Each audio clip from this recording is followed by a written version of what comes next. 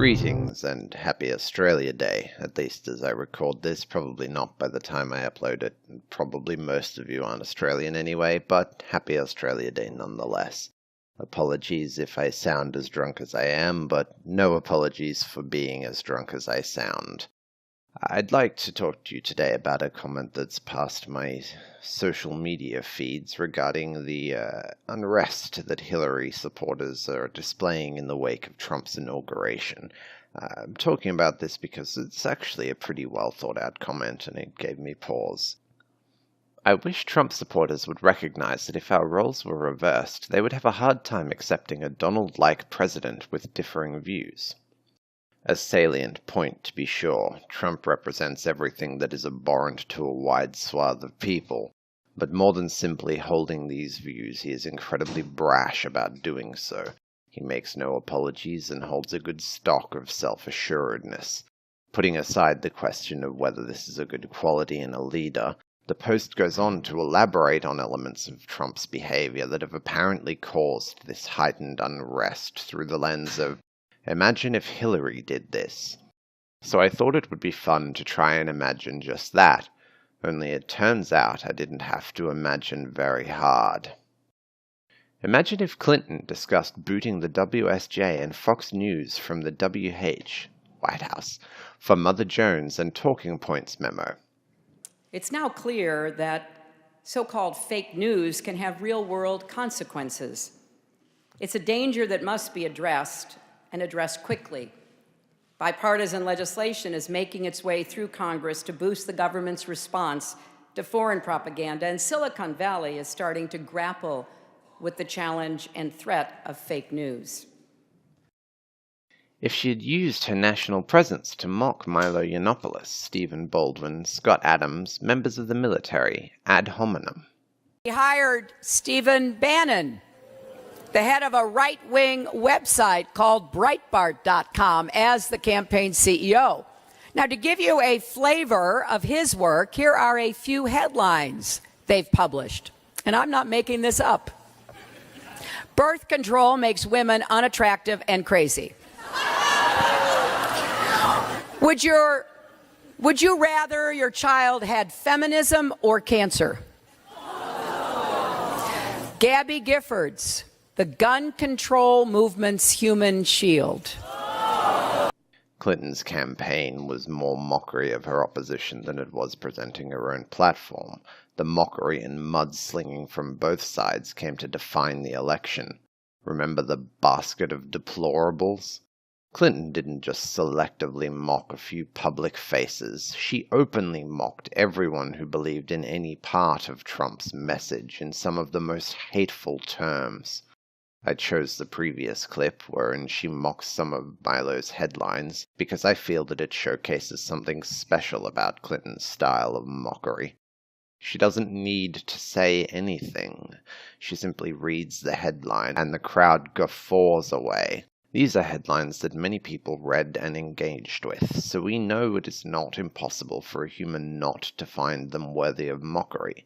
But Clinton knows there is no such human among her supporter base, and she utilizes that to create laughter without telling a joke, to impart the impression that her opponent's very existence is a joke. I would argue that this is the most insidious form of mockery, and she attempted to levy it against dozens of millions of ordinary Americans. If she began a campaign talking about sexual assault in America with the phrase, "Facts are facts," white men commit almost all assaults in America. I'm not afraid to say radical white rapists. There needs to be a decision in our country and on every college campus that any woman who reports an assault should be heard and believed. I want to send a message to every survivor of sexual assault. Don't let anyone silence your voice. You have a right to be heard, and you have a right to be believed. No, of course not. Not radical white rapists. Just radical male rapists. Every male. Every time a woman says so. If she had a tape where she bragged about being able to get away with her misuse of classified material. Oh, Wait, I know this one. This is about that Trump video where he bragged about how women let him grab 'em by the pussy, isn't it? Funny that we've changed the subject from sexual abuse to classified material, though. It's almost as though we didn't want to talk about Hillary in the context of bragging about sexual abuse. The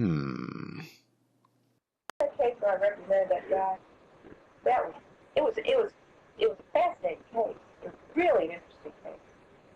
This guy was accused of raping a 12-year-old. Of course, he claimed that he did all this stuff. He took a lie detector test.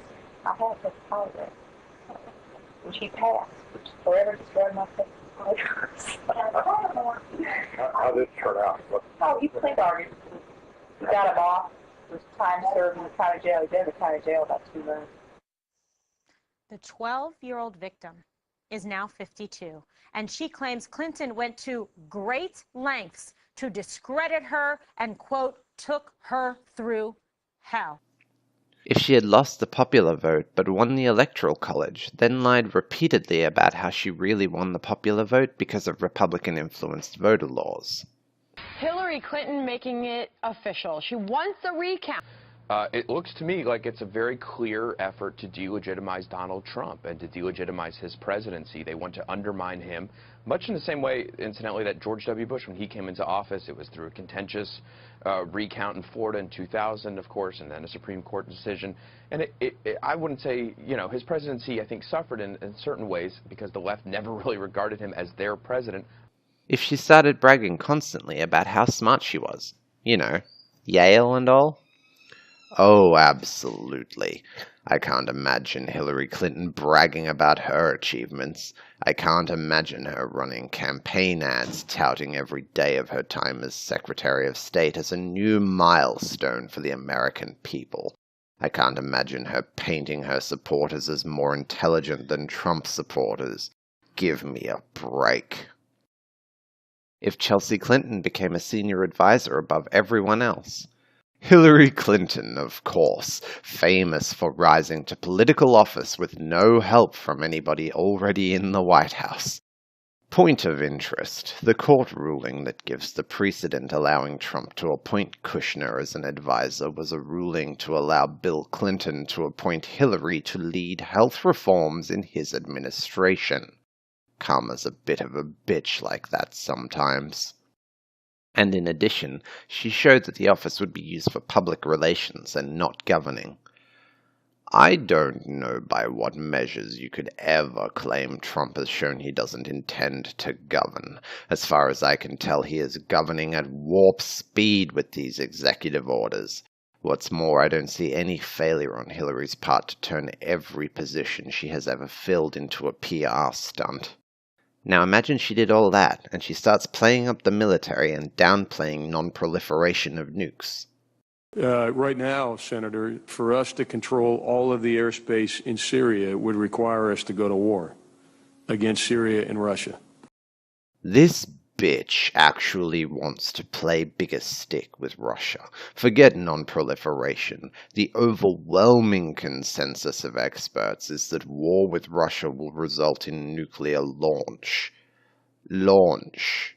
Usage. There has to be some way to expose this double standard so that his supporters recognize that they would have more difficulty accepting a president like Donald if they weren't in his corner. All right, challenge accepted.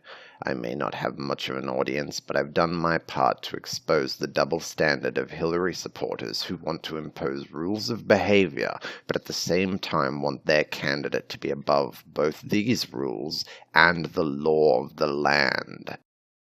I hope you've enjoyed this little word game. Please let me know what you think, and please have a good day.